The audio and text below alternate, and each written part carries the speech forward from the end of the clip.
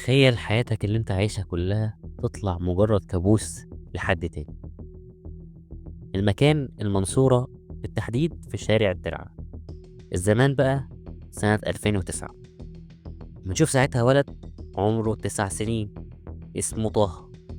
هو بيحاول يبهر صديقته في المدرسة اللي اسمها إيمان، وبيقول لها: يا إيمان، أنا بحلم أحلام كتيرة أوي وغريبة. بحلم إني راجل كبير وعجوز زي جده كده بالظبط، وببقى مش قادر أمشي، وببقى لابس جلابية وطربوش كده زي بتاع الأفلام، وببقى متجوز وعندي ولدين صغيرين اسمهم حازم ونعيم، ومتجوز ست جميلة وطيبة كده اسمها نادية. إيمان طبعا ما بتاخدوش بجد، وبتفتكر إن هو بيضحك عليها أو بيقول لها كده بس عشان يلفت نظرها زي كل الأولاد في السن ده. وساعتها إيمان بتسيبه وتروح تلعب مع صاحبهم التالت حسام. بس المشكلة إن طه ما كانش بيكدب. طه فعلا كل يوم بيحلم بحياة كاملة لراجل عجوز وغريب وكأنه عايش في الستينات، والأحلام بتبقى متتابعة، يعني أحداثها بتكمل بعض كأنه مسلسل. وطه كان مستمتع بالقصص اللي بتحصل له دي، الحلم والمسلسل اللي موجود معاه كل يوم وبيتعرض له هو لوحده بس. المشكلة هنا بقى إن طه هو طفل، ومهما قال محدش هيصدقه وهيفتكر إن هو طفل بيحاول يعمل كده عشان يلفت نظرهم وبس. وهنا بنتنقل بقى للوقت الحاضر، وبنوصل لزماننا ده. طه كبر وبقى مهندس برمجيات قد الدنيا، وشغال في شركة كبيرة مع صديقه حسام، ونسى الأحلام اللي كان بيحلمها هو صغير وما عادش بتجيله أساسا.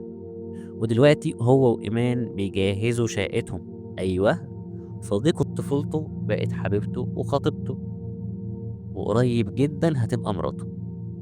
حياة طه كانت مستمرة وجميلة، وأي شيء بيتمناه بيلاقيه تقريبا، لحد يوم 23/1/2026. واليوم ده اللي بتتغير فيه حياة طه للأبد، لأنه بيكون يوم عيد ميلاده. طه وأصحابه كلهم بيحتفلوا بيه سوا بعد ما كانوا عاملين له مفاجأة في بيته. وطبعا باباه ومامته وخاله حازم، وأهم ناس حسام صديق عمره وإيمان خطيبته. وبعد اليوم ما خلص، إيمان بتديله الهدية بتاعته وهو بيبقى مبسوط قوي بيها، وحسام طبعا بيقطع حوارهم ده ويقول: أيوة يا عم، الله يسهل لكم. طه بيضحك وبيودعوا بعض كلهم وكله بيروح، وطه بيدخل ينام. وهنا بقى وبعد أكتر من 15 سنة، طه بيرجع يحلم أحلامه عن الراجل العجوز تاني. بس المرة دي بيبص على النتيجة وبيلاقي التاريخ 23/1/1966، وبيلاقي نفسه بيقوم يكتب حاجة بسرعة في ورقة كأنه خايف ينساها. وبيكتب في الورقة دي: ناس بتتكلم مع بعض في حتة حديدة بتنور ويقولوا عليها تليفون محمول، وعيال صغيرة بتلعب في كراريس شبه التلفزيونات، وساعات كده صغيرة بتنور وبيتكلموا بعض فيها وبيسجلوا فيها. وساعتها بينادي على مراته نادية ويقول: يا نادية يا نادية. نادية بترد عليه: أيوة أيوة يا سي محمود، في إيه؟ محمود بيقول لها: تعالي تعالي، أنا حلمت بحاجات تانية جديدة النهاردة. يوه، تاني يا سي محمود؟ دي أحلام يا حاج.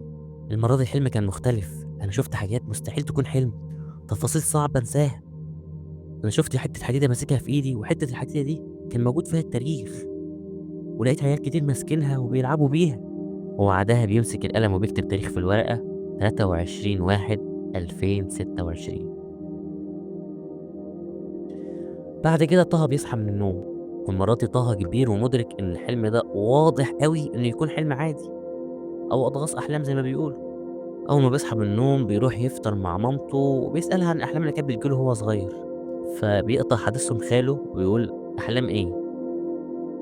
فنعيمة والدة طه بتقول له: أحلام، كان بيحلم أحلام كده غريبة وهو صغير، والأحلام دي كنت مخبيها عليكم عشان ما تقولوش عليه إن هو عبيط ولا تتريقوا عليه ولا حاجة. وبعدها طه ونعيمة حكوا لخاله حازم كل حاجة حصلت وكل الأحلام اللي كان بيشوفها. وساعتها حازم وشه قلب ألوان وقال لطه: أنت متأكد من الكلام ده؟ بعد كده جمعهم 200 وقعدهم جنبه وحكى لهم عن جده اللي كان لما وصل كده لحد 50 سنة بدأ يحلم بأحلام غريبة، كأنه بيشوف حاجات من المستقبل، وكأنه شاب في العشرينات وبيجهز لجوازه. وبقى يشوف اختراعات من سنة 2020 و25 زي الموبايلات والتلفزيونات والتليفونات التاتش والساعات الذكية والحاجات دي، ويصحى من النوم يكتبها في ورقة. والموضوع وقتها زاد عن حده قوي، بس جدتي خبت علينا وخبت على الناس كلها عشان ما يقولوش علينا إنه مجنون، زي ما أنت عملت كده مع ابنك بالضبط يا نعيم. طه ساعتها اتجمد، ده تقريبًا اللي بيحصل له، لكن بالعكس طه بيحكي عن أحلام في الماضي والجد بيحكي عن أحلام في المستقبل. طبعًا طه وصل لنظرية أي حد فينا هيوصل لها دلوقتي، هو إن بيحلم إنه جده، وجده في الماضي بيحلم إنه هو في المستقبل، وأكيد جده شاف اللي شافه طه في حياته. طه قام من مكانه وقال لخاله: هو جدي كان بيكتب الكلام ده ويرميه والّا بيوديه فين؟ خال طه قال له: مش عارف، بس هو كان بيعين كل حاجة وكل ورقة تخصه في المكتبة بتاعته في المكتب بتاعه، والمكتب ده لسه موجود في شقتنا القديمة اللي موجودة في شارع الترعة زي ما هي من يوم ما مات، ومحدش فتح الشقة ولا جه يمها. طه قرر يروح هناك، وبالفعل طه قرر يكلم صاحبه وخطيبته ويحكي لهم على كل حاجة، وياخدهم الاتنين ويروح تاني يوم ويدوروا لو في ورق جده سايبه أو حاجة. واليوم بيعدي والليل بيجي وطه بينام تاني، وطبعا حلم تاني، بس الحلم المرة دي كان مرعب. شاف جده محمود وهو بيجري، صاحي من النوم بيجري ويكتب في ورقة: الجن، الحرب، الكهرباء هتقطع، العالم هيبقى ضلمة، أحفادي هيموتوا، طه طه. بعدها طه بيصحى مفزوع من النوم ومخضوض، بيغسل وشه يا دوبك وبياخد شنطته، بيقابل إيمان وحسام ويروحوا على الشقة من غير ما يفطر ولا يقول لأمه. أول ما بيدخلوا الشقة طه بيحس بالحنين كأنه عايش واتربى هنا، مع إنه ولا مرة جه الشقة دي، تعتبر دي أول مرة يدخل برجله الشقة. بعد كده إيمان قالت: يلا يا جماعة كل واحد يدور في حتة لغاية ما نلاقي الورق ده. لكن طه سكتها واتحرك ببطء ناحية أوضة كده وفتحها، وفتح درج في المكتب معين كده كأنه عارفه وحافظه وكأنه شاف ده قبل كده في حلمه. وفتح الدرج ولقى جواه مجلد كبير كده مكتوب عليه: إليك يا طه. طه فتح المجلد وبدأ يقرأ وسط ذهول من إيمان وصاحبه حسين: ازيك يا طه، أنا جدك محمود، كتبت لك الكلام ده لأني عرفت من أحلامي إني مش موجود في دنيتك. ساعتها خمنت إني هموت قبل ما تتولد، فقررت أسيب لك الرسالة دي، وعرفت برضو إنك هتيجي هنا وهتدور عليها، وسبتها باسمك عشان تقرأها. أنا مش هطول عليك يا ابني، هقول لك كل اللي حصل واللي هيحصل باختصار. أنا لما وصلت سن ال50 كده بقيت أشوف أحلام غريبة كأني عيل صغير، وأشوف حاجات متطورة عمري ما شفتها ولا عمرها ممكن تكون موجودة في العالم بتاعي. الأول طنشت وقلت دي أحلام، لكن لما كانت بتتكرر كأنها قصة بتكمل بعضها، وكأن كل حلم حلقة في وسط مسلسل طويل، وعرفت إن اللي بشوفهم دول أحفادي وأولادي، فرحت قوي وبدأت أركز مع الأحلام. كل حاجة كانت طبيعية في حياتك وكانت حلوة، كنت منبهر بالحاجات اللي اخترعتوها، كنت مبسوط قوي إني بشوف أهلي لما يكبروا. لحد سنة 2026 كل حاجة اتغيرت، الدنيا الجميلة بتاعتكم دي خربت، كل حاجة وقعت على دماغكم. اسمع يا طه، الكلام اللي هكتبه ده إن عمر أي حد ما يسمعه ويقول إني عاقل أو يصدقه، إلا لو مر باللي أنا مريت بيه، وأنا عرفت من أحلامي إنك مريت باللي أنا مريت بيه. وساعتها الجد كمل وقال: سنة 2026 العالم بينتهي وبينهار. هتقول ازاي؟ زلزال، حرايق، قنبلة نووية، قنبلة ذرية؟ هقول لك لأ، بأغرب حاجة ممكن تشوفها.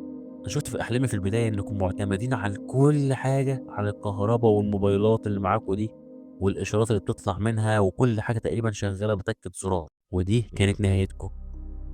حصلت حاجة كده، قنبلة فجرت الكهرباء مرة واحدة، كل حاجة بتشتغل بالكهرباء باظت. قنبلة كهرومغناطيسية تقريبا أو حاجة كده. بعد كده المية بقت مسمومة، ولأن مفيش أخبار ولا وسائل اتصال محدش فيكم عارف إن المية مسممة ولا عارف يبلغ العالم، وبقت كلكم بتموتوا من المية. بعد كده انتشرت الأوبئة والفيروسات بتتنشر بسرعة بسرعة بسرعة، لأن كلكم كنتم معتمدين على الأجهزة دي في كل حاجة. محدش عارف يعالج ولا حد يعرف الأمراض دي بسبب إيه أو المية مسمومة ليه. وبدأ بالتدريج كل البشر يموتوا، مبقاش فاضل غير شوية قليلين قوي، كل عيلة مستخبية مع شوية من قرايبهم وجيرانهم في بيت لوحدهم، لحد ما بتخرج فجأة من تحت الأرض مخلوقات غريبة وعملاقة وضخمة شكلها مخيف، وبيقولوا على نفسهم إنهم جن الأرض، وإنهم بيعلنوا إنهم هيسترجعوا أرضهم اللي سرقناها منهم من زمان، وبيخلصوا على البشر الباقيين. وساعتها مش بشوف أحلام تاني. أظن أنت عارف ليه وعارف ده معناه إيه. الرسايل اللي أنا سايبها لك دي عشان تعرفك الحقيقة يا طه، مش عشان تحل حاجة. مفيش حل للمستقبل، أو أنا مشوفتش حل في أحلامي في المستقبل، وفرحان إن أنا مت قبل اليوم ده. طه خلص كلامه والكل انصدم، الكل اتمسمر مكانه حرفيا. ايمان وحسام قالوا يا مالك يا طه في ايه؟ ده اكيد يعني جدك بيعمل فيك مقلب ولا حاجه، ولا الراجل كان كبر ولا حاجه وبدا يكتب تخاريف. لكن طه ما ردش على اي حد فيهم. لم المجلد والورق الموجود ولم حاجته ونزل في سكات. وبعد ما مشي بشويه وهو ماشي في الشارع، فجاه الموبايلات والكهرباء وكل حاجه بتفصل. بس كده وبتخلص هنا قصتنا. اتمنى تكون عجبتكم، واتمنى تكون المره دي مختلفه عن كل مره. ولو عجبتكم القصه اكيد اكيد اكيد هتمنى تعملوا لايك وسبسكرايب وكومنت، وتتمنوا يبقى في جزء تاني ونكمل احداث طه مع اللي هيحصل في نهايه العالم ولا لا. بس كده، واتمنى تبصوا بصوا على الفيديوهات اللي فاتت وتبصوا على الفيديوهات اللي جايه وتفعلوا زر الجرس عشان تشوفوا الجديد اول باول. سلام.